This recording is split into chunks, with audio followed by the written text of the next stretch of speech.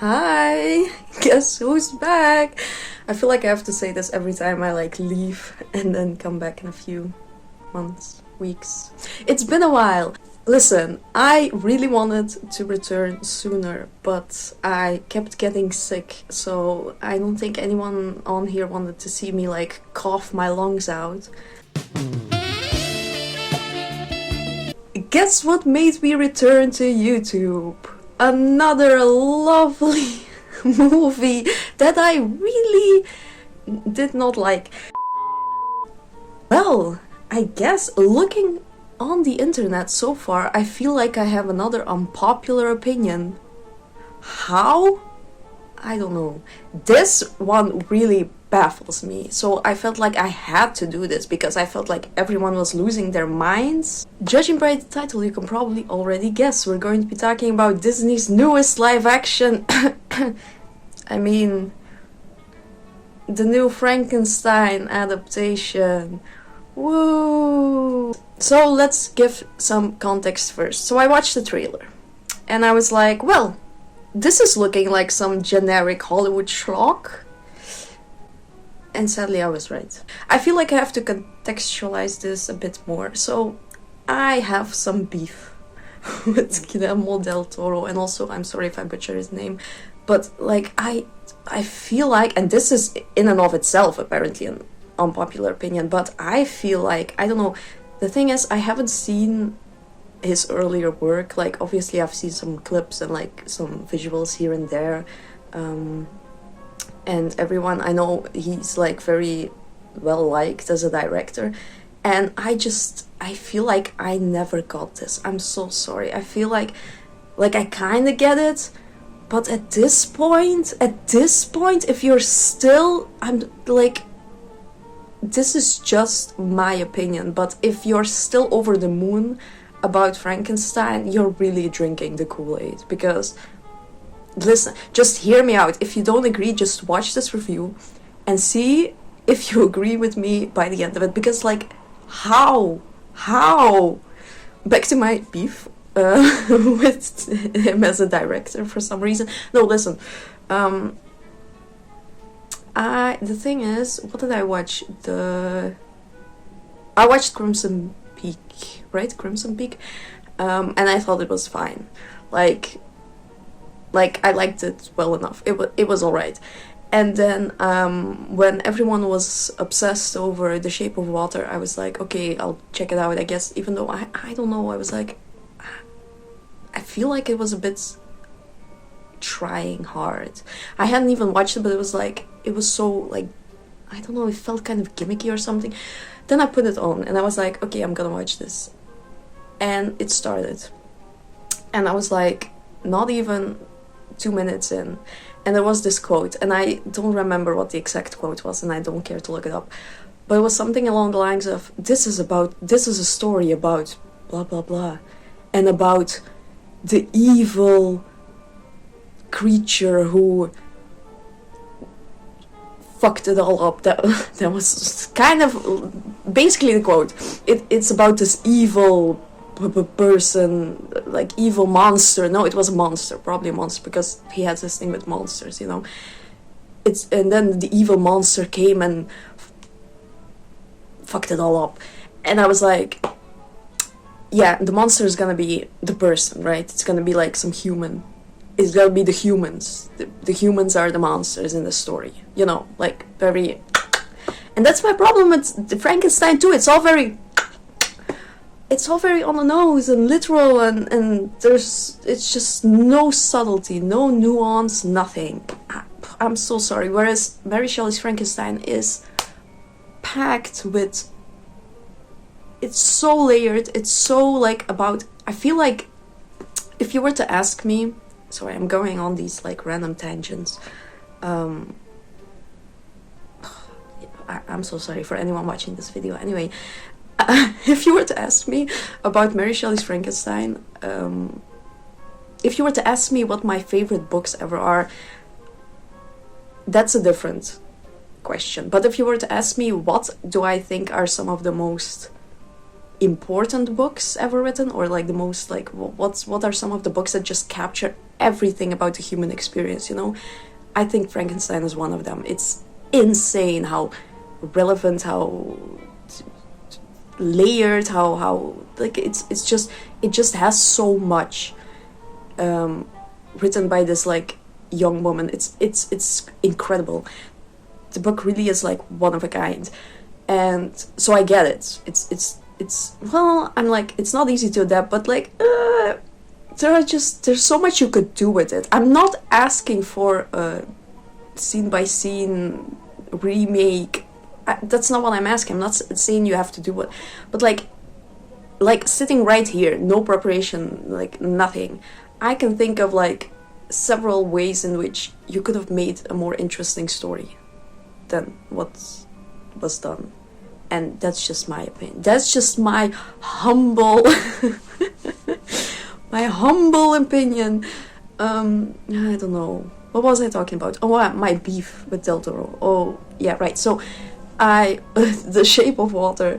That quote was like, oh, the real monster, and I was like, it's gonna be like humanity, you know, and it's like, and I didn't want to watch it. I think I continued for like 10 more minutes, and then we got, or like more, but then we also had like the creature, the Black Lagoon man, and like he killed and ate a cat, and I was like, no, I'm not doing this. I'm not doing this. I'm like, I don't care. Like, no, I hate it. Kill it with fire. Anyway, so when I heard he was adapting Frankenstein, I was not excited, as most of the world apparently seemed to be. And then I watched the trailer, and I was even less excited. I was like, well, this just seems very generic and like whatever.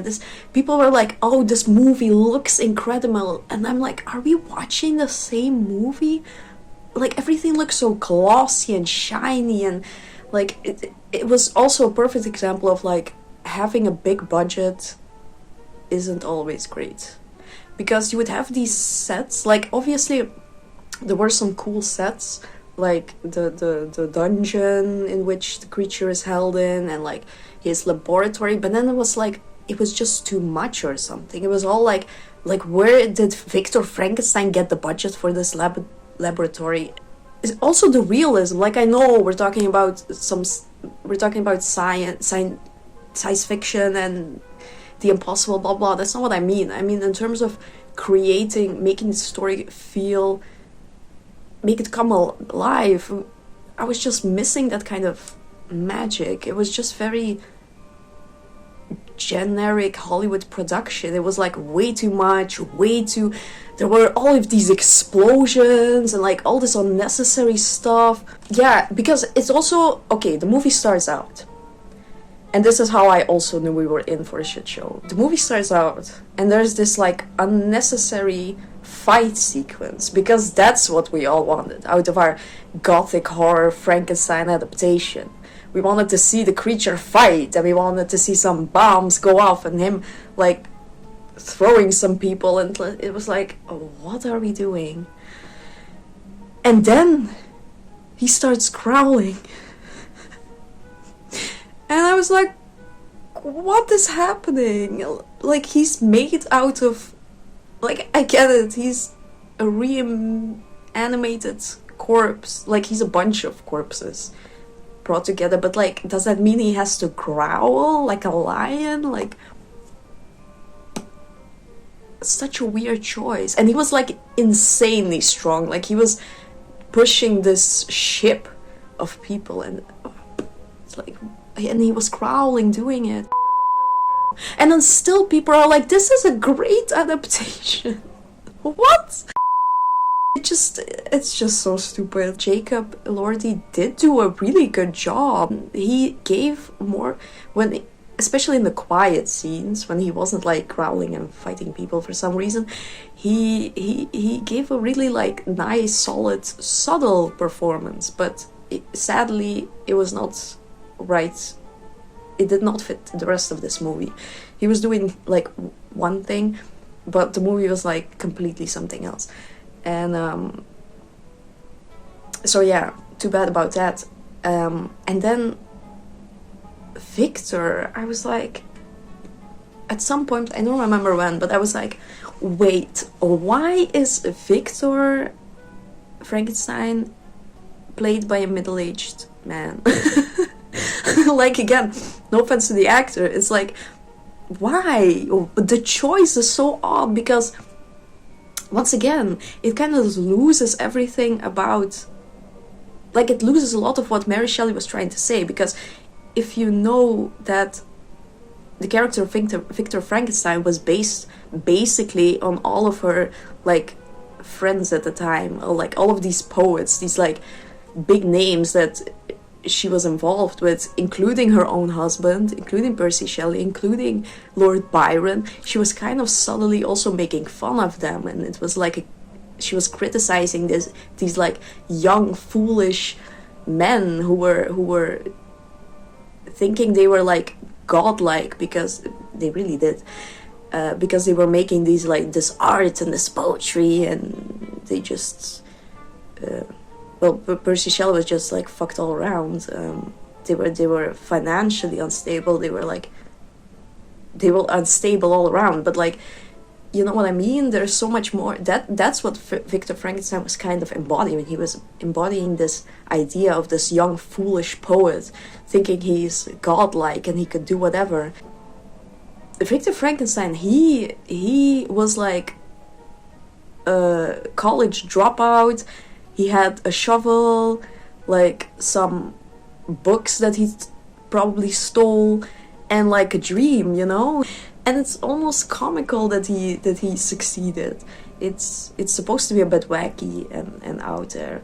That's the gothic aspect of it. Like this weird kid, you know, who got expelled because he was grave robbing, because he got these dreams of bringing a person back from the dead, and like he's like, I'm gonna do it anyway, and he shacks up in this attic and is like, well, yeah, and then he just does it.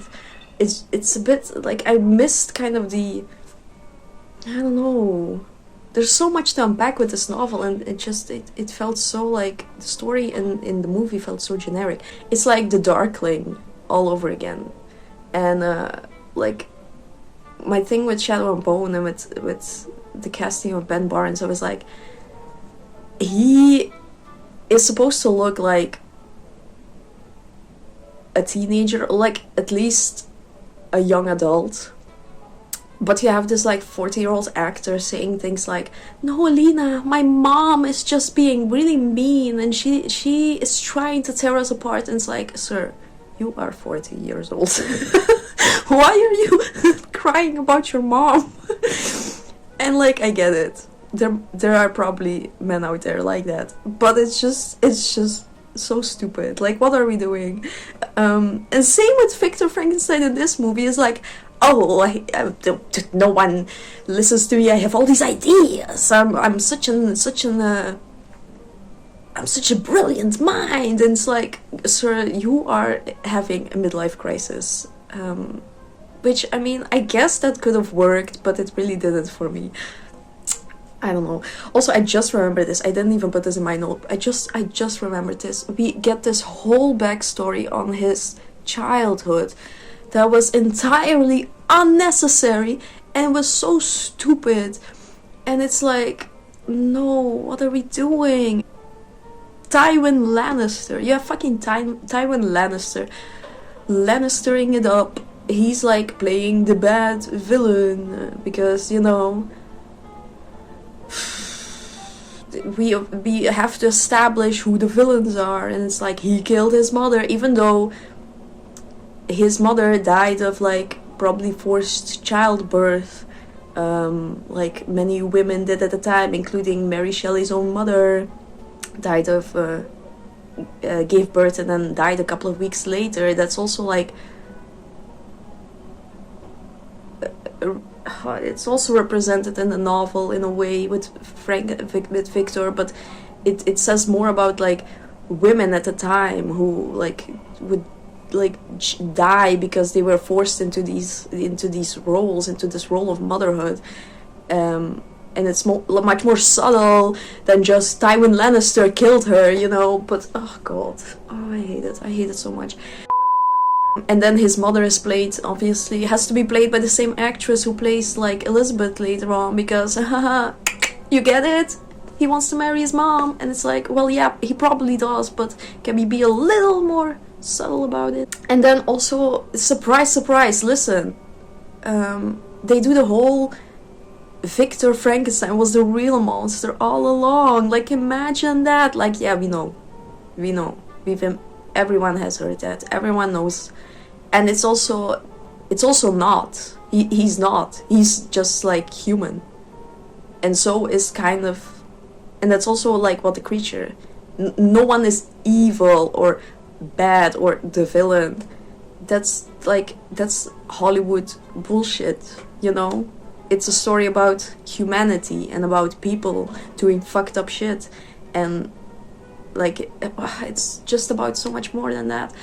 And for some reason, and listen, I'm the first one who's like, men are evil, like that's probably gonna be the first thing that I say to you if you ever talk to me, but not, very important distinction, not when it comes to fiction, because fiction is supposed to be interesting, and it's not interesting to just say men are evil.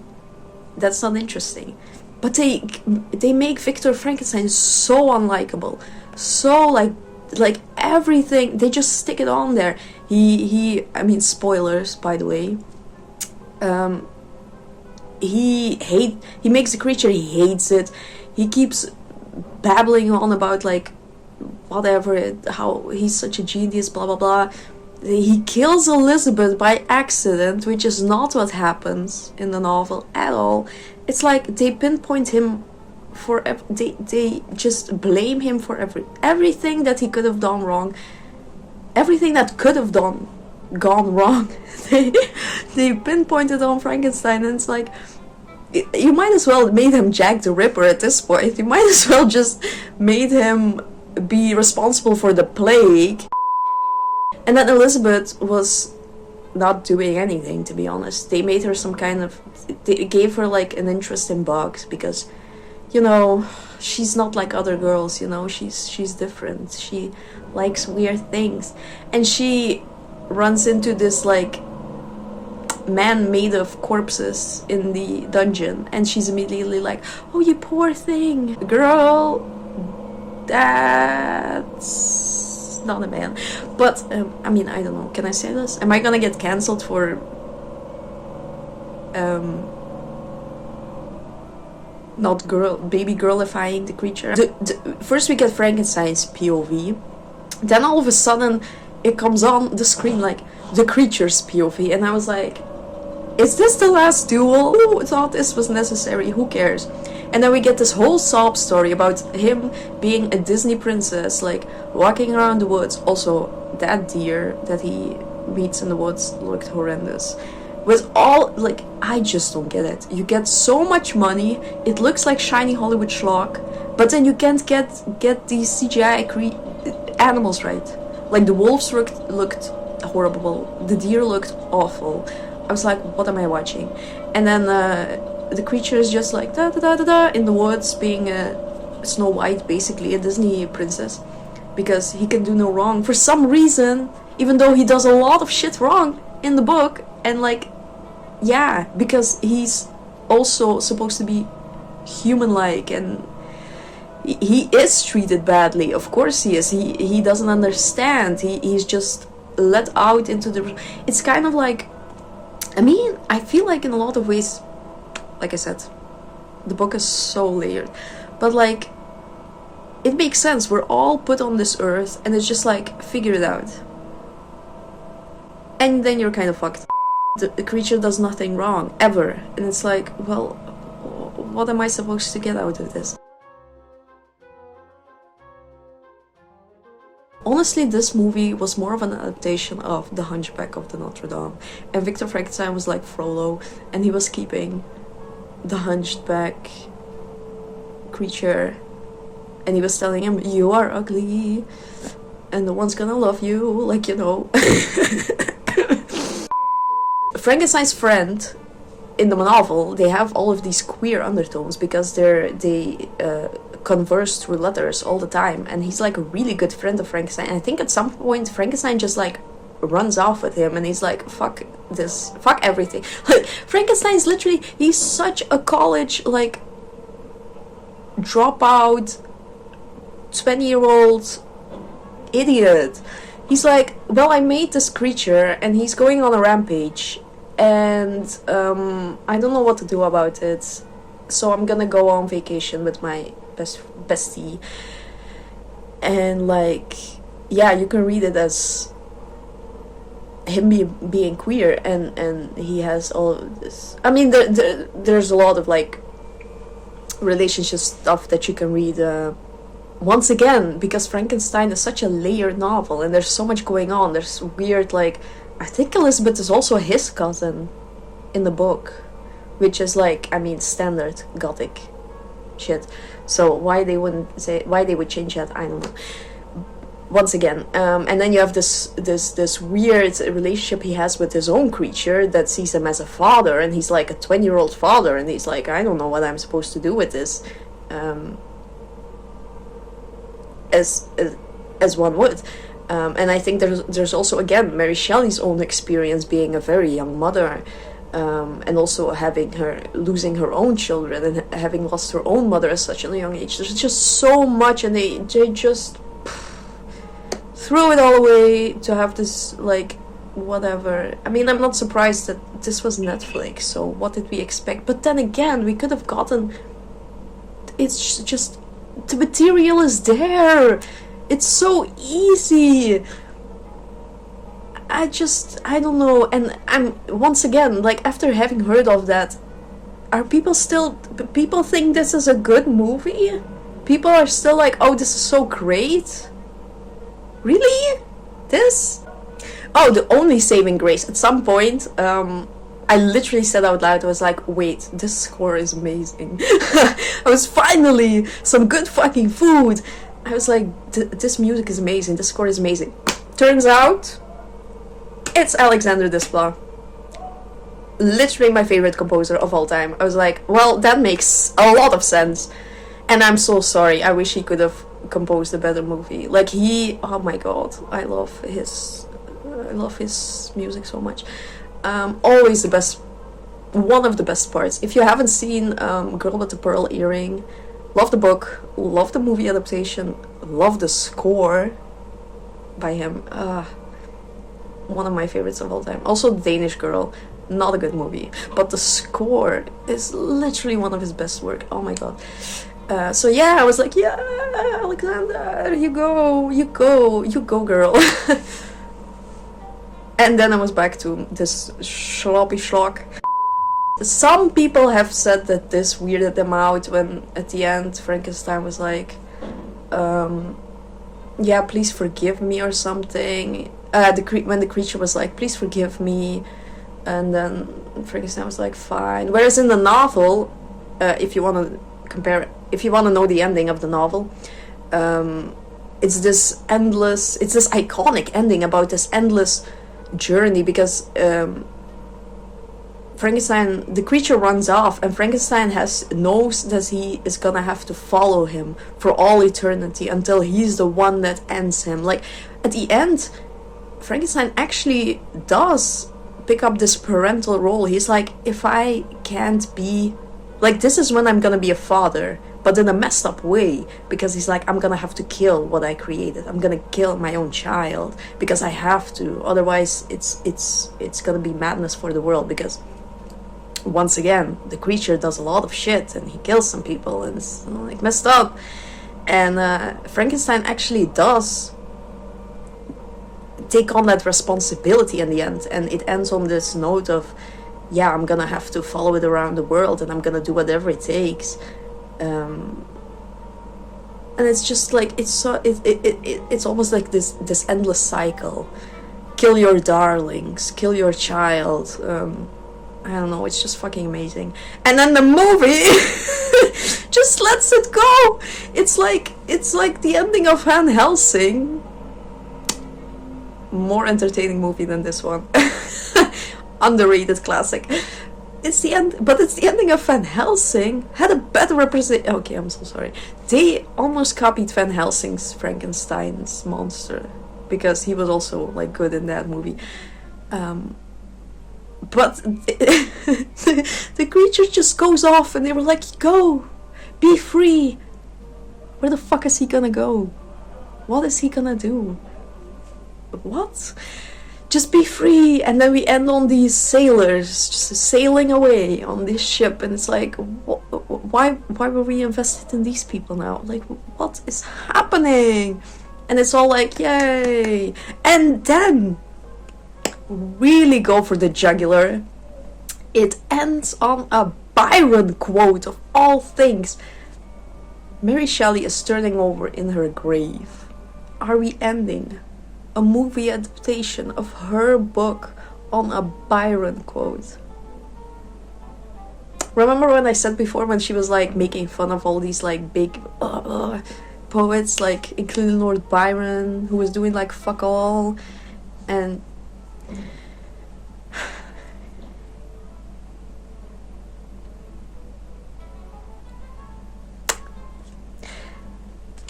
yeah, that was my review of Frankenstein. I don't know. Honestly, listen, someone... No, I'm like Percy Shelley, Lord Byron-esque when I say, someone give me a bit of a budget. I'm not even asking for a big budget. Give me some budget. Give me some actors. And I will make a more interesting adaptation. Listen, I'm gonna do it one day. I swear to God. It's not about... Thank you very much. It's not about recreating it like page by page. It's not about that. It's just, it lost all of the essence. It was just like, we're gonna be forgetting it in like a couple of weeks, guaranteed. There was just nothing interesting going on, nothing nuanced. Like when Frankenstein's brother was like, "You are the monster," I was like, oh god, it's like The Shape of Water all over it again. Yeah, like, you know, it's... Come on. Ugh. Stop it. Stop it. Please stop. And people are just drinking the Kool-Aid, and they're just not, like, I don't know what's happening. Or maybe media literacy really is dead. I might get my liver eaten for this, but, you know, it's worth it. It's worth it, because someone has to be the bad guy and call it out. And this is my return. Where are people screaming outside? Did they just watch Frankenstein? Are they upset about it like I am? Someone has to be the villain of the story, and I guess it's gonna be me. Yeah, I think that's enough for today. Bye.